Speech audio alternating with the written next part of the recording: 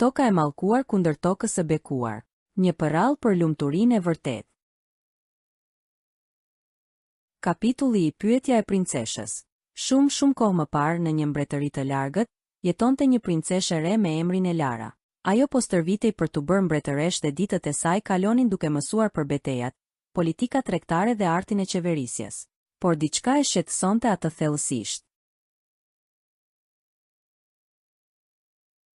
Një pasdite vjeshte ajo ju afrua mësuesit të saj të urtë, mjeshtrit Orion, duke mbajtur një vëllim të lashtë në duar. Mjeshtër Orion, filloi ajo, më keni mësuar për betejat dhe politika tregtare, por cila është gjëja e vetme që i bën mbretërit të lumtura? Mjeshtri i vjetër e vështroi me sytë e tij të mençur, të cilët kishin parë shumë mbretëri dhe shumë qeverisje. Një buzëqeshje e lehtë u shfaq në fytyrën e tij. Oh, pyetje e madhe, lartësia juaj, tha ai duke vendosur dorën mbi zemër. Por përgjigjet që kanë më shumë kuptim janë përgjigjet që i gjen vetë. Unë ju sugjeroj që të udhëtoni në përbot dhe të kuptoni popuj dhe mbretëri të ndryshme. Vetëm atëherë do të gjeni përgjigjen që kërkoni. Princesha Elara e shikoi me vendosmëri. Atëherë kështu do të bëj. Kapitulli Toka e mallkuar. Ditët u shndërruan në javë dhe javët në muaj, ndërsa princesha Elara udhëtonte në mbretëri të afërta dhe të largëta. Ajo pa male të larta dhe dete të thella, qytete të mëdha dhe fshatra të vegjël, por askund nuk e ndjeu atë që kërkonte. Një ditë ajo arriti në një mbretëri të çuditshme. Portat e saj ishin të vjetra dhe të lëkundura, dhe mbi to ishte gdhendur një mbishkrim: Toka e mallkuar. Pse quhet toka e mallkuar? Përshpëriti ajo duke parë përreth me habi, por ata duken kaq të gëzuar. Dhe me të vërtet, brenda mureve të qytetit, njerëzit po kërcenin dhe po bënin fest në mes të ditës. Fëmijët luanin në rrugë duke qeshur me zë të lartë. Kjo është e çuditshme, tha shoqëruesi i saj, Leo. Njerëzit që jetojnë në një tokë të mallkuar nuk duhet të jenë kaq të lumtur. Princesha u afrua tek një grup fëmijësh që po ndanin drekën e tyre. Çfarë ke për drek sot? Pyeti një vajzë e vogël. 3 çokolata dhe marshmallows, u përgjigj një djalë. Po ti? Oh, patate të skuqura dhe muffins, tha vajza duke hapur çantën e saj. Unë do të jap një çokoladë nëse ti më jep një muffin, propozoi djali. Shumë mirë. Por ndërsa vajza hapi çantën, ajo nxori një mollë dhe një karrot dhe i hodhi në kanal. Çfarë hodhe? Pyeti djali. Vetëm një mollë dhe një karrot. Sikur do t'i haja ato, qeshi ajo. Oh jo. Ato shijojnë tmerrësisht, shtoi djali duke u përdredhur me neveri. Princesha Elara vazhdoi të ecë, por diçka nuk i dukej e drejtë. Ajo ju afrua një burri të moshuar që ecte në rrugë. Më falni, zotëri. Cila është rruga për në pallat? Burri u ndal e vështroi me vështrim të ashpër dhe më pas qeshi metallje. Çfarë dite e mjerueshme, tha ai duke vazhduar rrugën pa ju përgjigjur pyetjes. Më falni, thirri princesha e habitur. Mos lyp, thjesht largohu, u përgjigj burri pa u kthyer. Çfarë dite e mjerueshme? Le të pyesim dik tjetër, sugjeroi Leo. Ata ju afruan një gruaje të re që po ecte me nxitim, por para se të mund të flisnin, një burr tjetër e përplasi aksidentalisht. Ore, çfarë ke me mua? Nuk mund të shohësh, bërtiti gruaja. Mos guxo të flasësh kështu me mua, u përgjigj burri. Nëse nuk kërkoni falje do të ankohem te mbreti, kërcënoi gruaja. Sikur mbreti të ketë kohë për një plak të vrasht si ti, e talli burri. Hej, a mund ta çoni zënkën tuaj diku tjetër? Po përpiqem të lexoj këtu, tha një i ri nga një stol afër. Princesha Elara qëndroi aty duke vëzhguar me vëmendje. Gjithçka dukej e çuditshme. Të gjithë dukeshin të lodhur, të zemëruar ose të nxituar. Askush nuk dukej të kishte kohë për asgjë. Megjithatë, asgjë nuk dukej të përfundonte.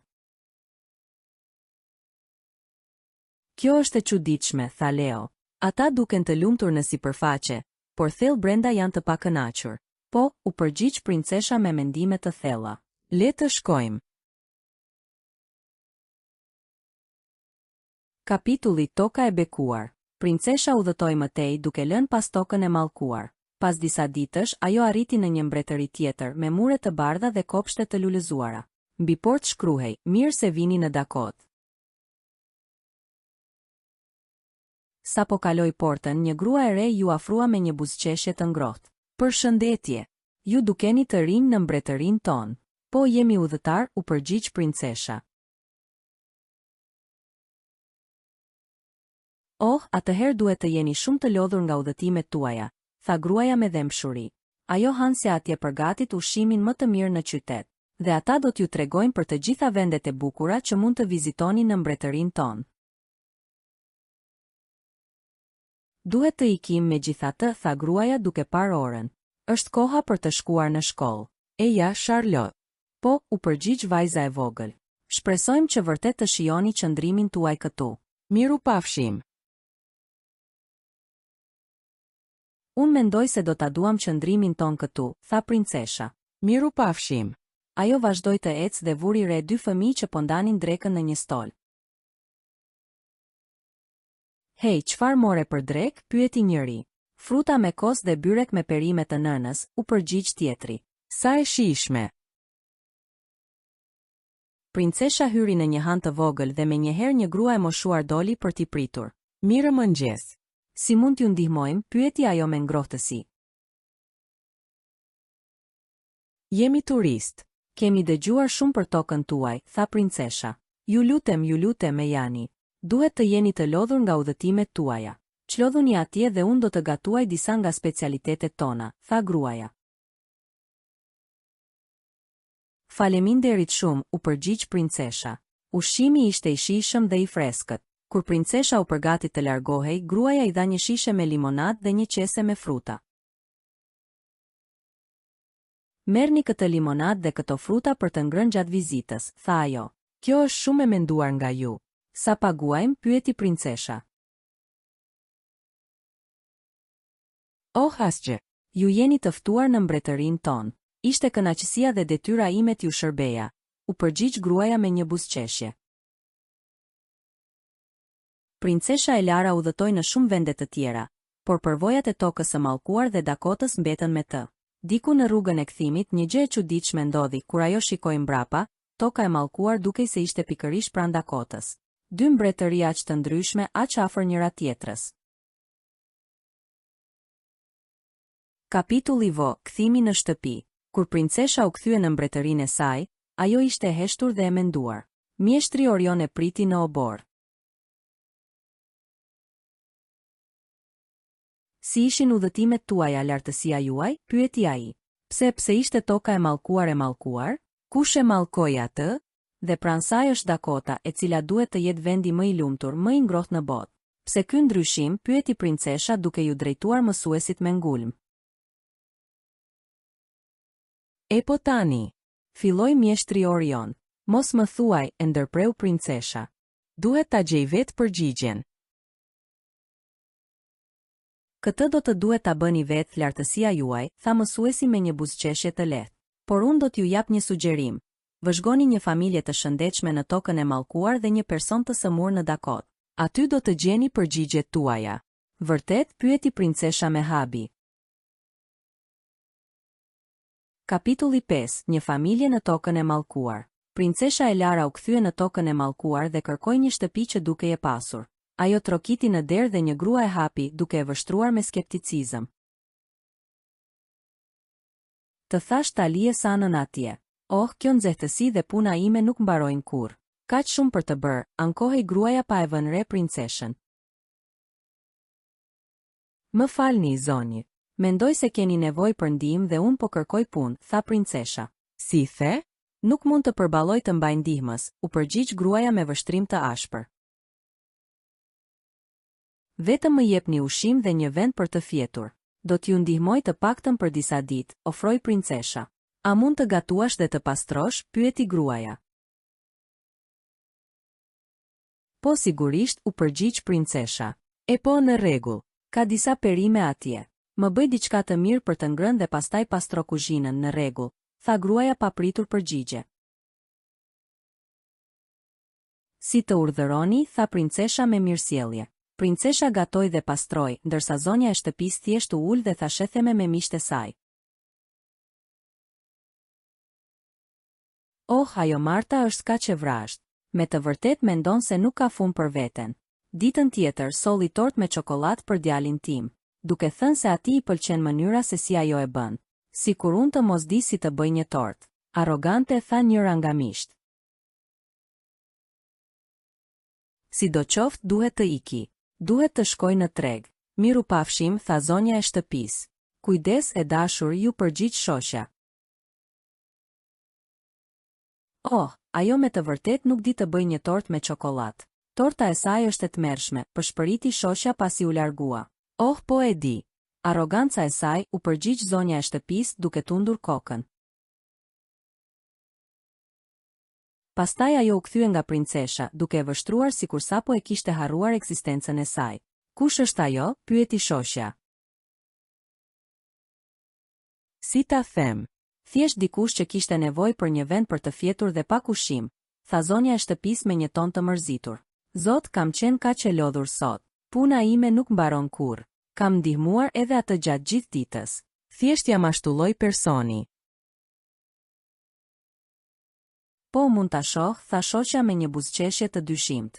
Në atë moment burri i zonjës së shtëpisë hyri në dhomë i zemëruar. Ku je thirrri ai? U ktheve herët. Nuk arrita të shkoja në treg. Rrota e karrocës sime u shkëput. Pse? Pse të gjitha gjërat e këqija më ndodhin mua? Oh, si u ktheve atëherë, pyeti gruaja. Sigurisht me karrocën time. Si tjetër? Por rrota? Ky djalë nga Dakota po kalonte dhe e ngriti përsëri rrotën. Budallëngt nga Dakota janë thjesht ndërhyrës. E gjithë dita ime u shkatërrua, u ankua burri. Kjo është arsyeja pse them të fillosh më herët, por ti je thjesht kaq tembel. Mos fol për mua. E ke parë veten sa dembel je? U përgjigj gruaja. Mo my jam i uritur, tha një djalë i vogël që hyri në dhomë. Pse vetëm unë duhet të bëj gjithçka gjithmonë, ankohej zonja e shtëpisë. Shko në kuzhinë dhe kërkon nga vajza e re diçka për të ngrënë. Çfarë vajze e re? Pyeti djali duke parë përreth. Princesha e Lara vëzhgoi gjithçka nga kuzhina. Ajo pas se si ankesat, thashe themet dhe mungesa e falënderimit kishin krijuar një atmosferë të helmuar. Askush nuk ishte i lumtur, pavarësisht se kishin një shtëpi të pasur dhe ushqim në tryezë. Kapitulli 6. Një person i sëmur në Dakot. Princesha udhëtoi përsëri në Dakot dhe kërkoi klinikën e një mjeku. Ajo hyri dhe pa një mjek që fliste me një grua të re dhe nënën e saj. E po nëse ha siç duhet dhe merr ilaçet e mia në kohë, do të jesh mirë, tha mjeku. Do të jem mirë mjeku, u përgjigj vajza e re. Zonjë, sigurohuni që ajo të haj mirë. Jepini diçka të vogël çdo 2 orë. Kështu ajo do të rifitoj forcën e saj. Gjithashtu përpiquni ta bëni të ecë zbathur në bar. Natyra është shëruesi më i mirë, këshilloi mjeku. Do të jeni mirë. Por nën me sezonin e korrjes ju tashmë jeni kaq të zënë. Unë duhet t'ju ndihmoj juve, tha vajza e re. E dashur, mos u shqetëso. Asgjë nuk është më e rëndësishme se sa të shërohesh ti. Në rregull, tha nëna me butësi. Princesha ju afrua asaj. Më falni, zonjë. Mendoj se keni nevojë për ndihmë dhe unë po kërkoj punë, tha princesha. Por thjesht më jepni ushqim dhe një vend për të fjetur. Do t'ju ndihmoj për të paktën disa ditë. E po me sezonin e korrjes më duhet pak ndihmë. Eja të lutem, tha nëna me mirësjellje. Princesha ndoqi nënën në shtëpinë e tyre. Aty takoi baban i cili po kthehej nga fushat. Si je Vindi? Sara është pak e sëmur, por do të jetë mirë apo jo? Pyeti nëna. Zonja, unë mund ta kisha ushqyer atë për ju, ofroi princesha duke parë nënën që po ushente një kafshë. Më pëlqen ta ushqej vetë. Ai bën kaq shumë punë për ne, u përgjigj nëna. E ke pastruar hambarin? Të gjitha të bëra, zonjë, u përgjigj princesha. Faleminderit shumë, tha nëna me ngrohtësi. Pastaj ajo hyri në dhomën e vajzës së saj. Oh, e dashur, ethet e tua janë rritur, tha ajo me shqetësim. Jam e sigurt se kur të marr dozën tjetër të ilaçit do të jem mirë, u përgjigj Sara. Këtu të bëra supë me karrota dhe lakër. Do të ndihmoj. Mund ta marrësh ilaçin pas kësaj, tha nëna. Faleminderit shumë, tha Sara. Pije këtë, edhe pse e di që nuk të pëlqen lakra, e dashur, tha nëna. Është në rregull, nën. Çdo gjë që më ndihmon të shërohem që të ndihmoj ty, tha Sara. Faleminderit shumë. Është e shijshme. Vajza ime e guximshme dhe e mençur, tha nëna me lot në sy. Jam kthyer, tha babai nga dera. Babi, thiri Sara. Si je, e dashura ime, pyeti babai. Jam mirë. Vetëm një dozë tjetër e ilaçit dhe ethet e mia do të zhduken, u përgjigj Sara. Kjo është vajza ime e fortë, tha babai me krenari. U ktheve herët, tha nëna. Përfundova gjysmën e korrjes sot, u përgjigj babai. Kaq shpejt, pyeti nëna e habitur. Oh, kur Danieli dhe Remo dëgjuan që vajza jon nuk është mirë dhe se ti nuk mund të vije, ata erdhën të më ndihmonin. Midis të treve përfunduam gjysmën e arës, shpjegoi babai. Sa të mirë ata, vërtet. Janë fshinjë kaq të mirë, tha nëna. Pasi të shërohem do të pjek byrekun e preferuar të xhaxha Danielit, byreku me perime, tha Sara.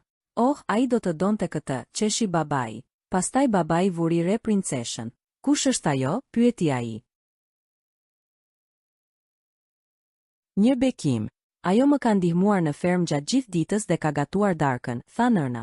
Pikërisht kur kisha nevojë për ndihmë. Jam shumë i lumtur. Faleminderit, tha babai duke ju drejtuar princeshës me respekt. Kjo është koha më e ngarkuar e vitit dhe ne jemi shumë mirënjohës për ndihmën tënde. E dashur, mund të darkojmë më herët sot? Më duhet të jem në fusha para lindjes së diellit nesër nëse dua të mbaroj korrjen, tha babai. Sigurisht, i dashur. Çlodhu dhe ja në tryez, u përgjigj nëna. Princesha e Lara qëndroi me familjen e lumtur në Dakot për disa ditë.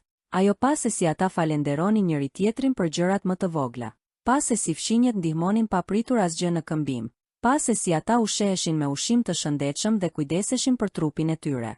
Dhe më e rëndësishmja, ajo pa se si ata kujdeseshin për mendjen e tyre, duke e mbushur me arsye për të qenë të lumtur dhe mirënjohës.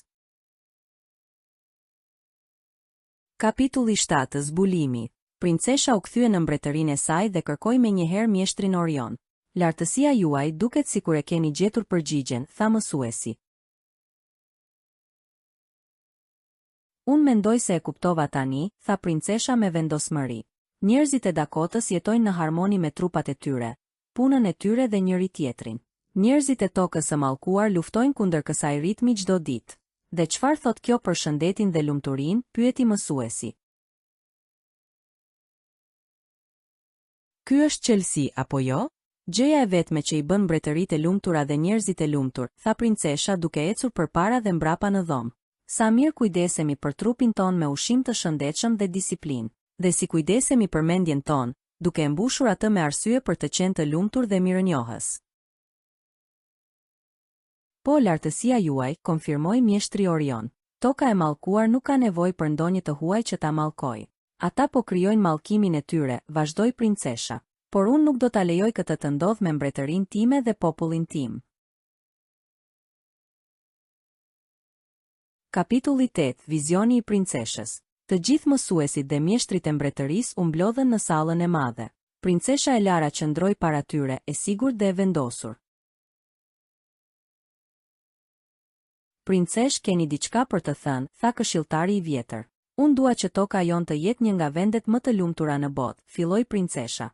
Nga tani e tutje, shkollat tona dhe mësuesit tanë do t'u mësojnë fëmijëve tanë për shëndetin, lumturinë dhe mirënjohjen. Oh, po, thirrën disa nga mësuesit. Ne e kemi pritur këtë, tha një tjetër. Ky është një vizion i shkëlqyer, lartësia juaj, tha këshilltari. Horaj, brohoritën të gjithë. Princesha e vjetër, nëna e Larës, u ngrit nga froni dhe ju afrua vajzës së saj. Me lot në sy, ajo përqafoi princeshën. Kam përmbushur misionin e dashur, tha ajo me zë të dridhur. Jam e bindur që do të bësh një mbretëresh të mrekullueshme.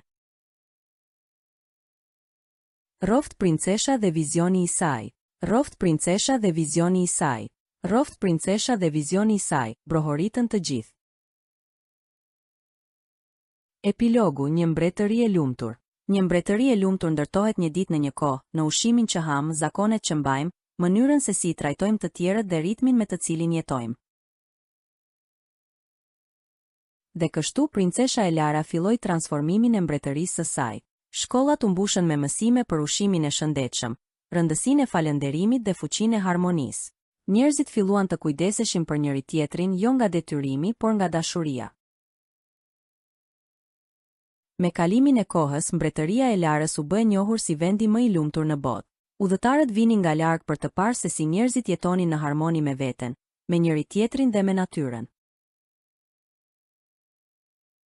Dhe kur dikush pyeste se cili ishte sekreti i lumturisë së tyre, përgjigja ishte gjithmonë e njëjtë. Një mbretëri e lumtur ndërtohet një ditë në një kohë, në ushimin që ham, zakonet që mbajmë, mënyrën se si trajtojmë të tjerët dhe ritmin me të cilin jetojmë.